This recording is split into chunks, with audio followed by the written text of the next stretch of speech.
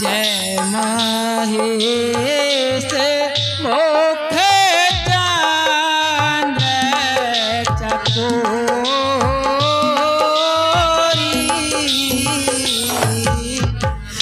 जय गजवदन सड़ानन माता जगत जननी गामिन धूप गाता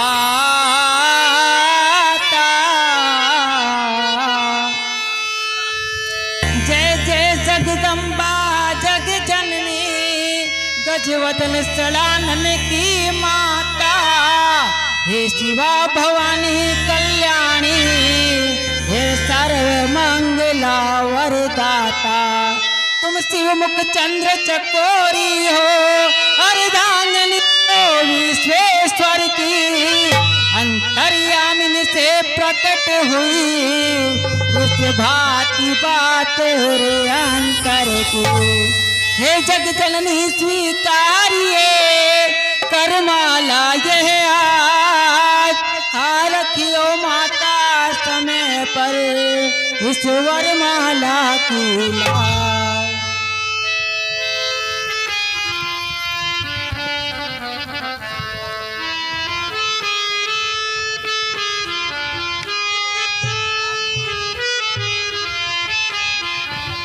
हे सीते, मैं तुम्हारी भक्ति से प्रसन्न हूँ। नारद का वचन सत्य होगा।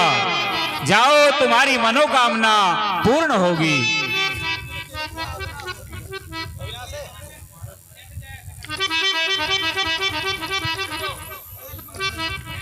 श्री चंद्र प्रकाश सनोत्री बलदेव वाल्मीकि लाडपुर निवासी 100 रुपये भगवान राम की भेंट करते हैं। कमेटी उनका धन्यवाद करती है।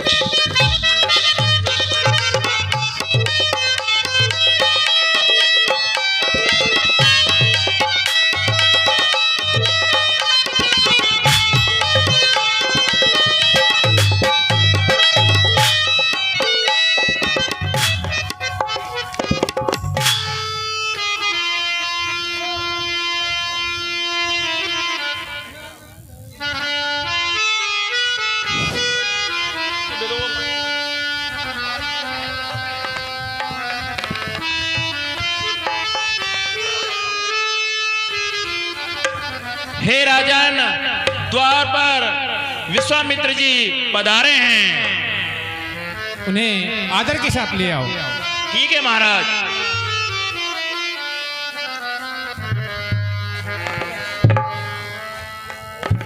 गुरुदेव आइए, महाराज ने आपको बुलाया है। बहुत अच्छा सुमन।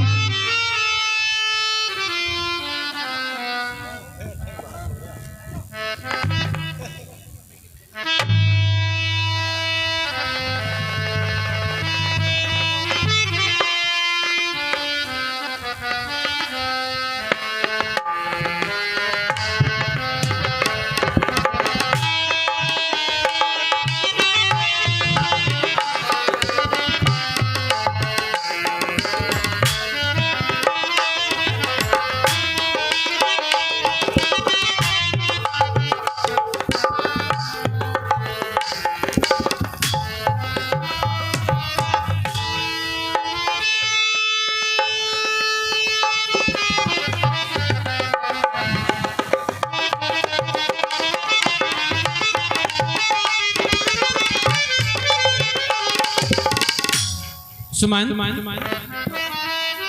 वो समय आ गया है जिसका हम बरसों से इंतजार कर रहे थे। अब स्वयंवर को विधिवत तरीके से आरंभ किया जाए और यहाँ जो राजा आए हुए हैं उनको यहाँ की नियम और शर्तें सब कुछ उनसे अवगत कराया जाए। बंदीजनों को बोल दो कि वो सभी नियम और शर्तें बता दें। जो आज्ञा महाराज, मैं बंदीजनों को अभी आदेश देता हूँ। हे देश देशांतर्गत से आए हुए राजा गणों, राजा जनक की जो अपने पुत्री के स्वयंवर की शर्तें हैं वो मैं आपको अवगत करा रहा हूँ। यह जो सामने शंकर भगवान का धनुष रखा हुआ है, जो भी योद्धा इस धनुष पर प्रतिज्ञा चढ़ाएगा या इस धनुष को तोड़ेगा वही विजयी होकर और सीता जी की वरमाला का अधिकारी होगा। इसलिए हे राजा गणों, आप एक एक कर आए और अपना पराक्रम दिखाएं। लेकिन ये बात घोषणा सुनने के बाद उधर से लंका का राजा रावण और बाणासुर भी उस आयोजन के अंदर सम्मिलित होने के लिए आया और एक बार सारे समुदाय के अंदर राजा गणों के अंदर एक सनसनी फैल गई कि ये राक्षस लोग भी काहे के लिए आए हैं।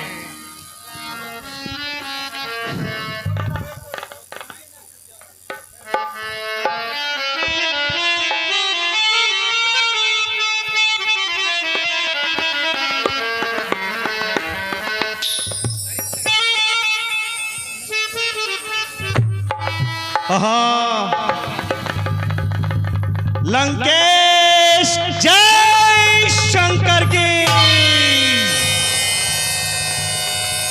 हे लंकाधिपति रावण, बलिपुत्र बाणासुर आपको अभिवादन करता है। महादेव ने मुझे तपस्या करते समय बताया था कि तुम समान एक और अनन्य शिव भक्त संसार में पैदा हुआ है जिसका नाम लंकापति रावण है। अतः हम दोनों ही महादेव भगवान शंकर के उपासक हैं। मित्र बाणासुर, जय शंकर की। सही कहा मित्र बाणासुर, परंतु बहुत समय बाद दिखाई दिए। मित्र आओ, बहुत दिनों बाद मुलाकात हुई, तनिक गले मिलो।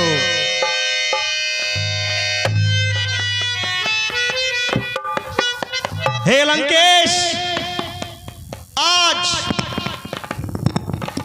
जनकपुर में किस कारण आगमन हुआ है? इस प्रकार हड़बड़ाए हुए पोचक के ताप कहां चले जा रहे हैं? यहां आने का क्या कारण है? मित्र बाणासुर, कदाचित तुम्हें ज्ञात हो, मिथिला नरेश जनक ने अपनी पुत्री के विवाह के लिए स्वयंवर आयोजित किया है। ये रावण उसी स्वयंवर में सीता का वरण करने जा रहा है। लंकेश,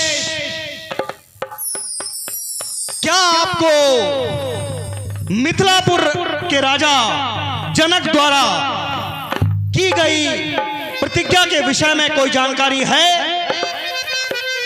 नहीं मित्र बाणासुर, मैं किसी प्रतिज्ञा और शर्त को नहीं जानता। कृपया आप ही मित्र बतलाइए, उस स्वयंवर की क्या शर्त है?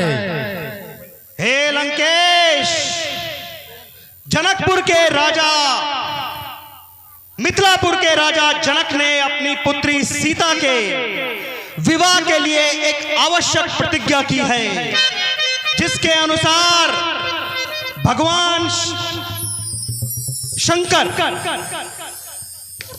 कि उस धनुष को जो नृप या जो बाहुबली प्रत्यंचा चढ़ाएगा वो माता सीता को वर ले जाएगा। परंतु हे लंकेश, आप भली भांति जानते हैं कि आप स्वयं भी भगवान शंकर के भक्त हैं। इसलिए हे लंकेश, एक मित्र होने के नाते मेरी कुछ बातें आपको जरूर जाननी चाहिए, परंतु इस प्रतिज्ञा को अपने मन में अवश्य रखें।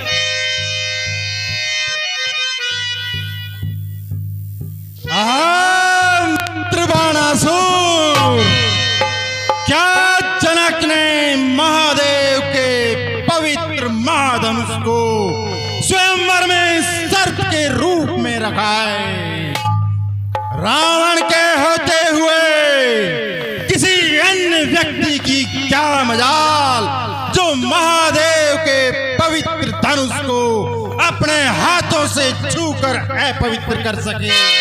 मित्र बाणासुर, महाधनुष पर प्रत्यंचा चढ़ाने का अधिकार केवल एक ही व्यक्ति को है और वो है स्वयं रावण।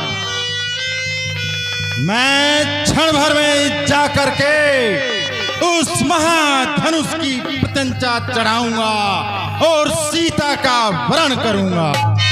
हाँ हे लंकेश, आपकी शक्ति पर कदापि संदेह नहीं किया जा सकता है, परंतु एक मित्र के नाते मैं कुछ बातें आपको समझा रहा हूं। मेरी बातें कृपया ध्यान पूर्वक सुनिए। सीता पुत्री समान है मित्र, ये कारज तुमको नहीं है साजा, कारज तुमको नहीं है साजा।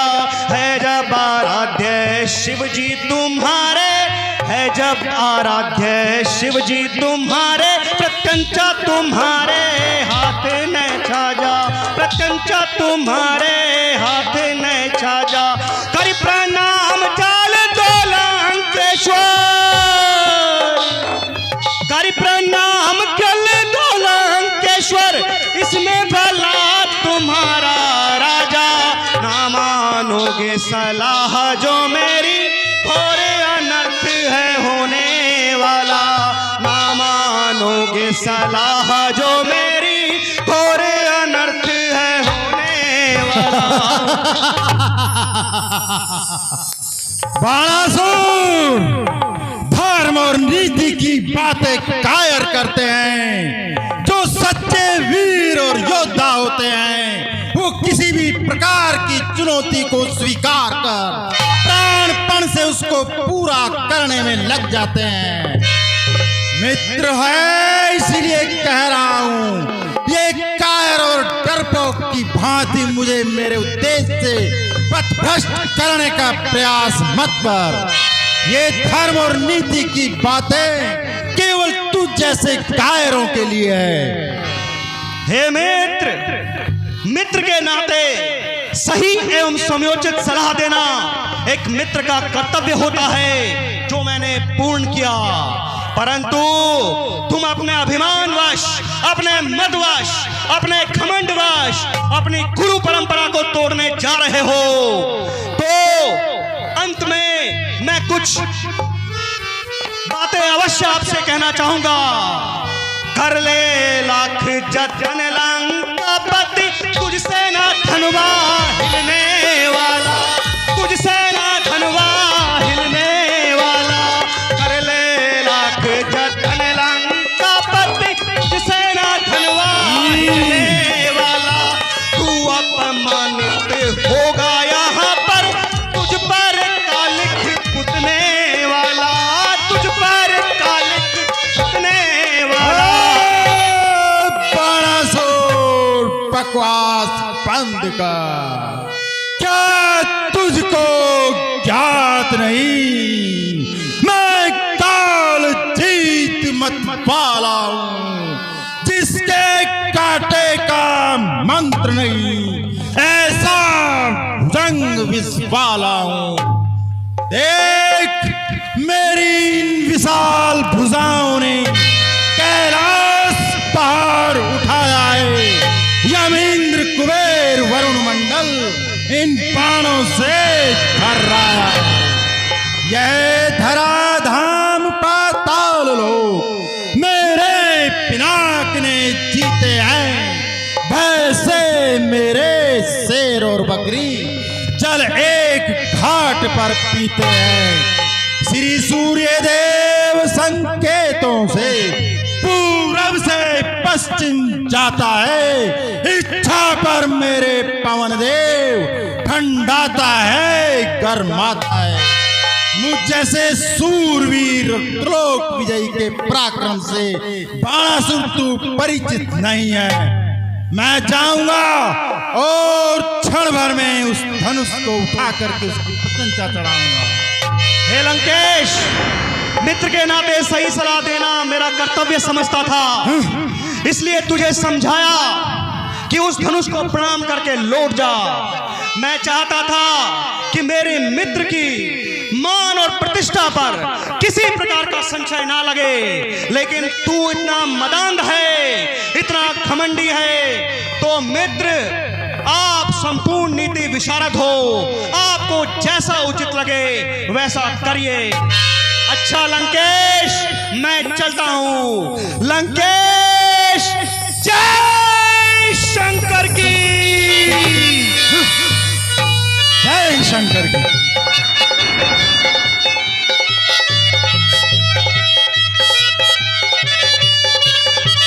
मायापुर की शिक्षा का रावण के ऊपर कोई असर नहीं पड़ता है और रावण शंकर भगवान के धनुष को तोड़ने के लिए सारे योद्धाओं को चुनौती देता हुआ और जनक के दरबार में आ जाता है। आजा। लेकिन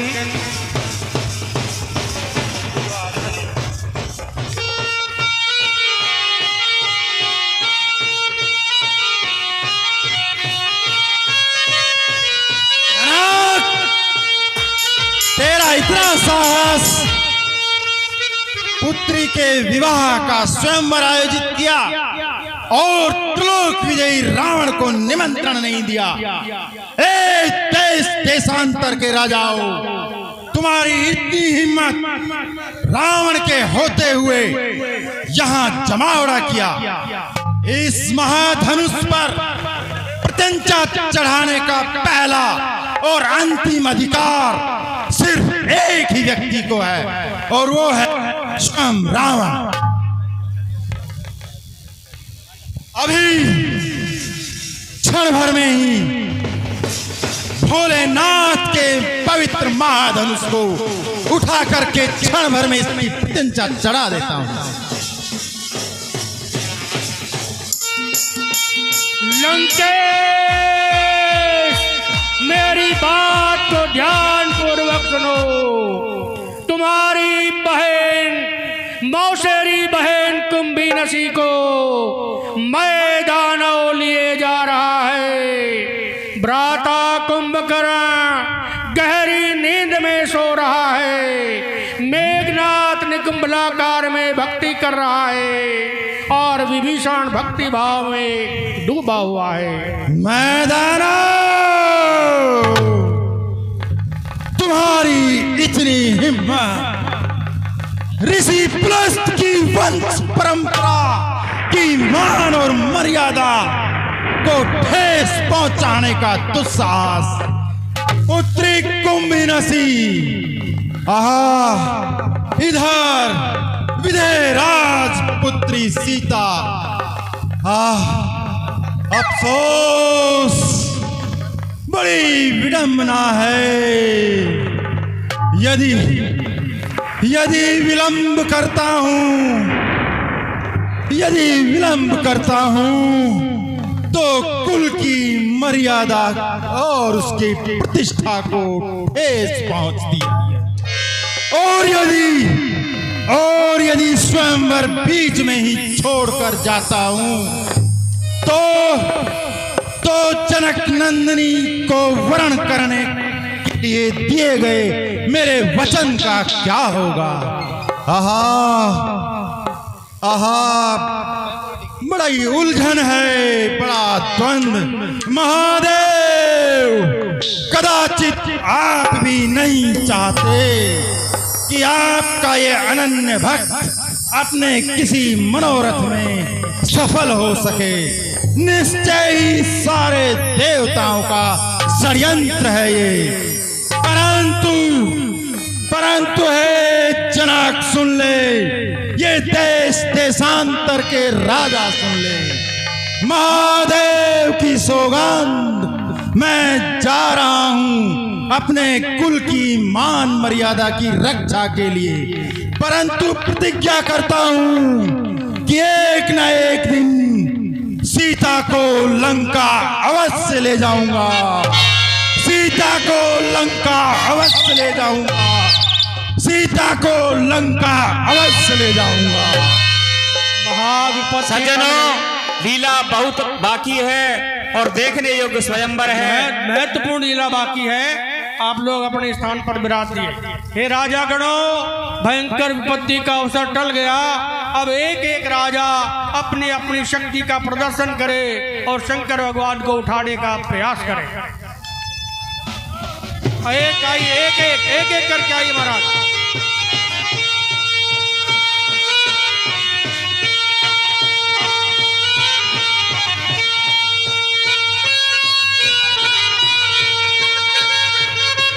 राजा बोले तुरंत अपनी भुजा मरोड़, ऐसे ऐसे धनुष तो तोड़े कई करो। बस महाराज, आपके बस की बात नहीं है।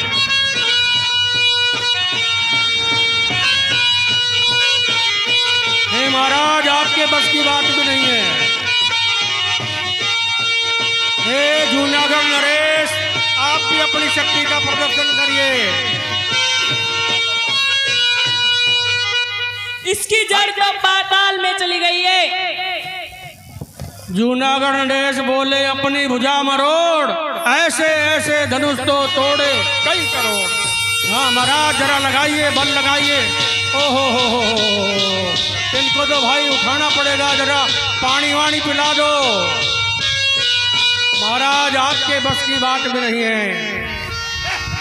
हे राजन, ये देश देशांतर से आए हुए राजागण तो किसी काम के प्रतीत नहीं होते हैं। अब आपका क्या आदेश है?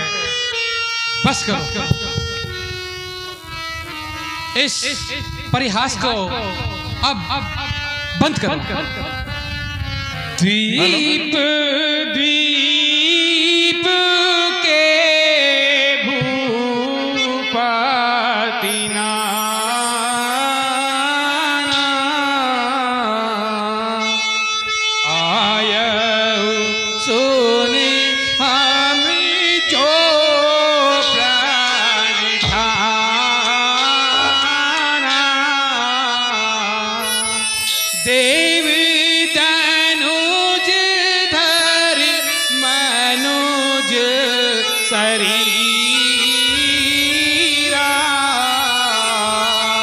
विपुल वीर आए रणधीरा।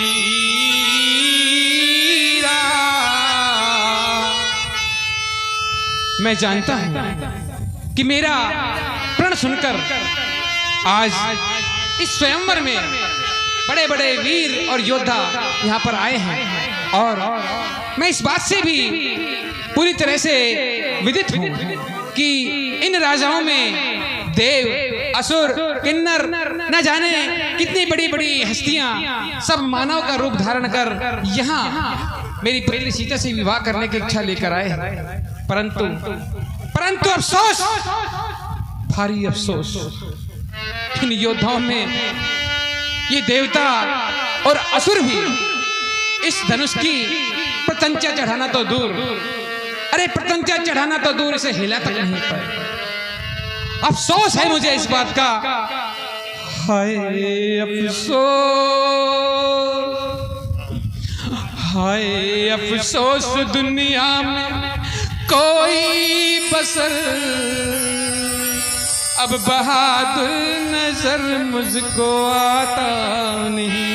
हाय अफसोस, हाय अफसोस दुनिया में कोई बसर, अब बहादुर नजर मुझको आता नहीं।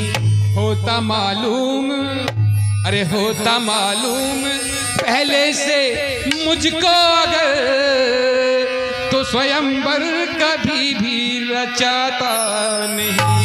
हाय अफसोस, अरे क्षत्रिय वंश का हो गया खात्मा जी, क्षत्रिय वंश का आज हो गया खात्मा। अरे ना तो योद्धा रहे और न धर्मात्मा। अरे लाज रखेगा, अरे लाज रखेगा तू ही धर्मात्मा। मेरी बिगड़ी को कोई बनाता नहीं। हाय अफसोस, अरे चिल्ला चढ़ाना तो बड़ी बात है जी, चिल्ला चढ़ाना तो बड़ी बात है। अरे कोई दिल भर भी इसको हिलाता नहीं। अरे ताल ठोके हैं, अरे ताल ठोके हैं ये बातों के धनी, पर कोई भी नजर हमसे मिलाता नहीं। हाय अफसोस, हाय अफसोस दुनिया में कोई बसर, अब बहादुर नजर मुझको आता नहीं। शौक सीता, शौक सीता उम्र भर कुंवारी रहे, शौक सीता उम्र भर कुंवारी रहे। आरज़ू दिल की दिल में हमारी रहे। अरे जाओ जाओ, अरे जाओ जाओ पहलवानों लौट जाओ, ये स्वयंवर तुम्हारे है वश का नहीं। हाय अफसोस,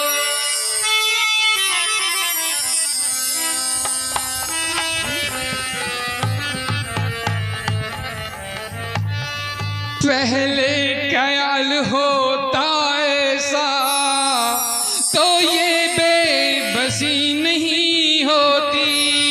अरे हम करते नहीं प्रतिज्ञा तो ये ऐसी हंसी नहीं होती। अब तोड़े अपने प्रण को हम तो धर्म हानि है, लज्जा है क्या करे हमारा बस क्या है। पुत्री को कुंवारी रहना है, पुत्री को कुंवारी रहना है, क्या करे हमारा बस क्या है।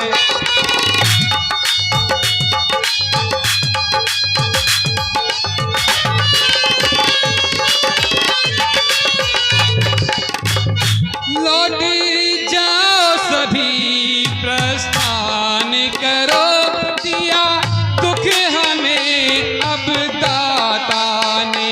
सीता सुकुमारी का विवाह लिखा नहीं है विधाता ने।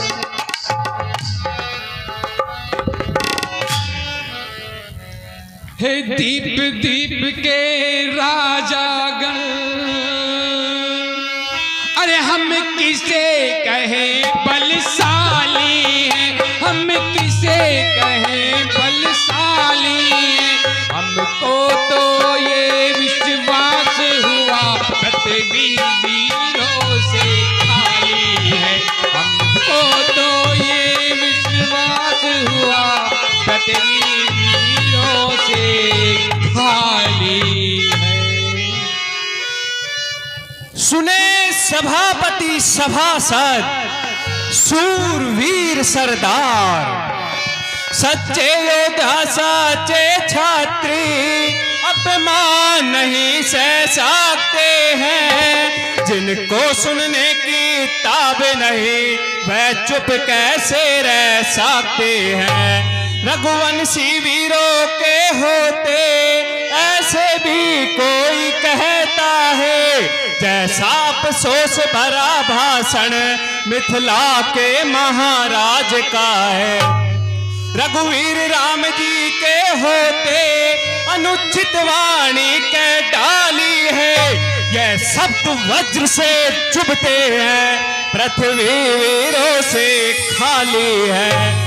मैं दृढ़ता पूर्वक कहता हूँ, है बलवानों की पृथ्वी है, जिस दिन बलवान नहीं होंगे उस रोज न होगे पृथ्वी है।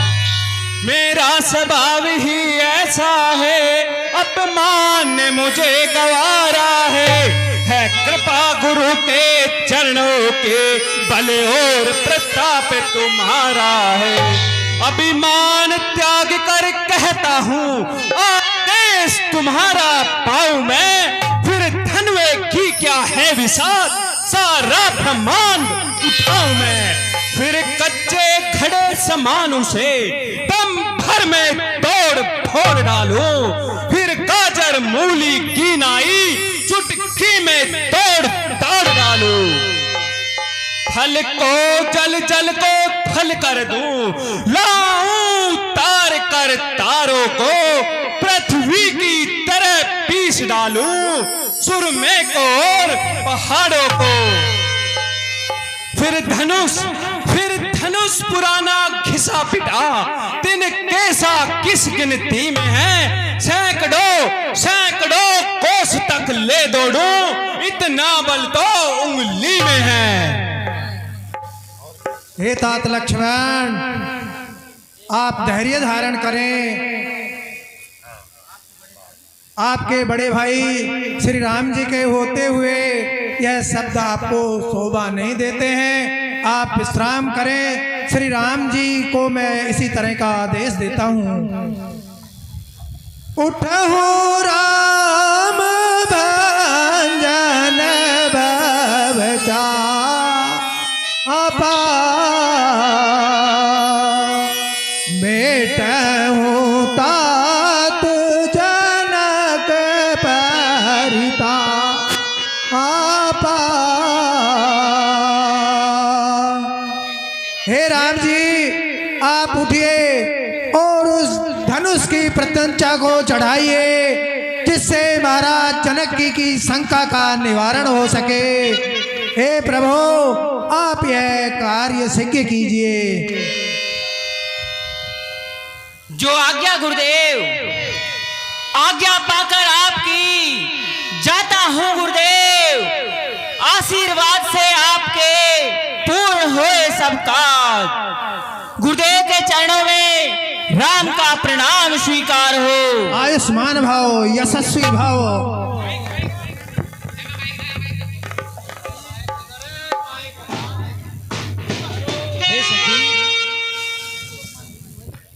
राजा को इस समय कोई नहीं समझा सकता, यह बालक इस योग्य कहाँ है, इस भारी धनुष को उठा सके, प्रत्यंचा चढ़ा सके। जब बड़े बड़े वीर योद्धा इसको हिला तक नहीं सके, तो ये क्या प्रत्यंचा चढ़ाएगा। इस खेल को रोकते क्यों नहीं हो राजन। हे रानी जी, इन दोनों राजकुमारों को साधारण ना समझिए। ये बालक नहीं है, बड़े ही वीर और योद्धा हैं। आपको शायद पता नहीं, इन्हीं दोनों बालकों ने ताड़का, स्वभो, मारीच जैसे भयंकर राक्षसों को भी मारा है। ये इस धनुष की प्रशंसा को सड़ाएंगे, आप चिंता ना कीजिए। यही हमारी राजकुमारी सीता का वर्ण करेंगे। आप निश्चिंत होकर बैठिए।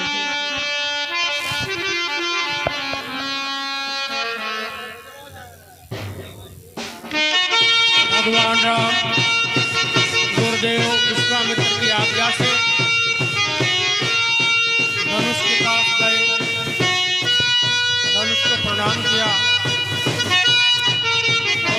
देखेंगे जब उन्होंने धनुष उठाया, तब उस पर प्रत्यंचा चढ़ाई और तब उसको तोड़ा।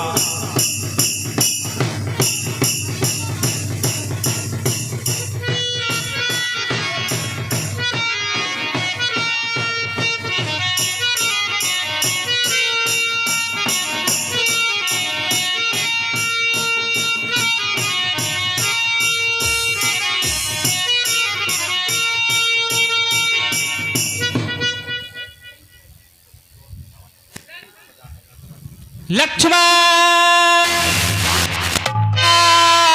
सावधान सावधान, धनुष उठाने पर पृथ्वी दहल जाएगी।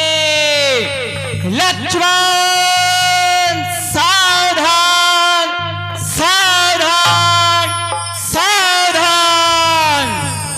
ठीक है भ्राता, मैं अभी पृथ्वी को थामे देता हूं।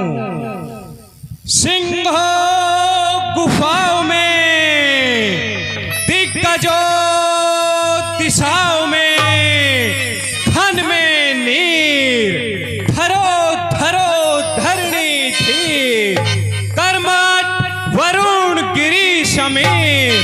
प्रभु श्री राम ने धनवे को ताका है, टूटने वाला है अति प्रचंड।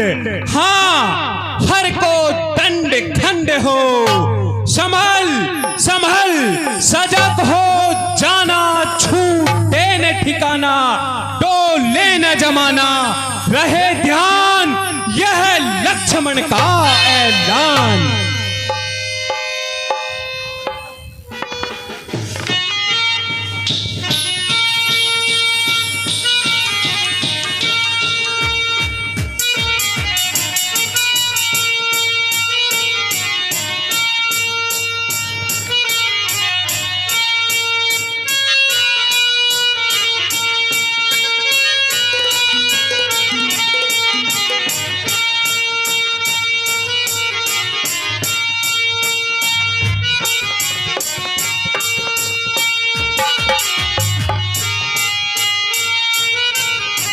एक ही हाथ से भगवान राम ने शंकर भगवान के धनुष को कमल के लाल की तरह से उठा लिया और तुरंत भंजन करके घोर गंभीर गर्जना सारे ब्रह्मांड के अंदर गूंज उठी और उसकी गर्जना सुन करके महेंद्र पर्वत पर रहने वाले परशुराम जी भी पुत्री सीते जाओ और वरमाला डालकर उनका वरण करो।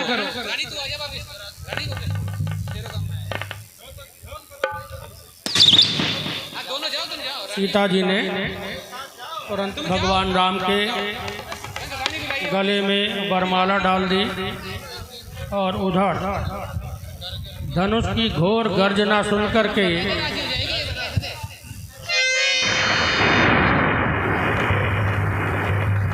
हरे भुवन घोर कठोर रमण विभाजित जी मार्ग चले, करही दे गज ढोल मही अली खोल कूरम कल मले, सुर असुर मुनि कर करन दीन, सकल विकल विचारहि को दंड खंड राम तुलसी अयति वचन उचारहि। भगवान राम ने वरमाला डाली, सीता जी ने वरमाला डाली और विवाह तो धनुष के खंडन के अधीन था, तो वरमाला डालते ही संपूर्ण हुआ। लेकिन आगे की लीला आप देखिए कि चारों ओर दिग्दिगांतर में धस फूटने की घोर आवाज सुन करके परशुराम जी चकित होकर के दिग्भ्रमित होकर के दौड़े दौड़े चले आए। ये क्या हुआ?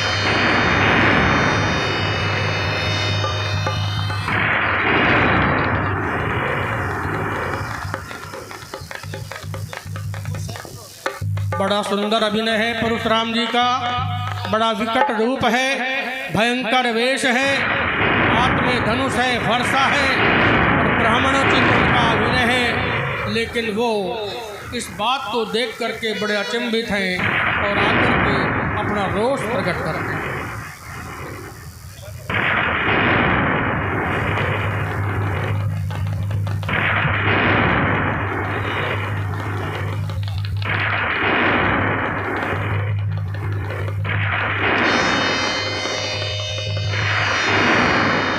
राजा जनक अपने पुत्री सहित रानी सीता ऋषिराज परशुराम के चरणों में राजा जनक का प्रणाम स्वीकार। सारे राजा चिरंजीव रहो राजन, तेरा कल्याण हो। ऋषिवर के चरणों में सुनैना का प्रणाम स्वीकार हो। सौभाग्यवती भव। सारा राजा लोग भी अपने अपने पिता का नाम लेकर के ऋषिराज के चरणों में सीता का प्रणाम स्वीकार हो। हे बेटी सीता, दूर सदा तुझसे रहे देश भाव और राग, शोक न व्यापे जगत का, होवे अटल सुहाग। हे जनक दुलारी मिथिला पुत्री, औरतें तेरे यश को गाएंगी, तू जीवन में सदा सफल होगी, तेरी ही कथा सुनाएंगी।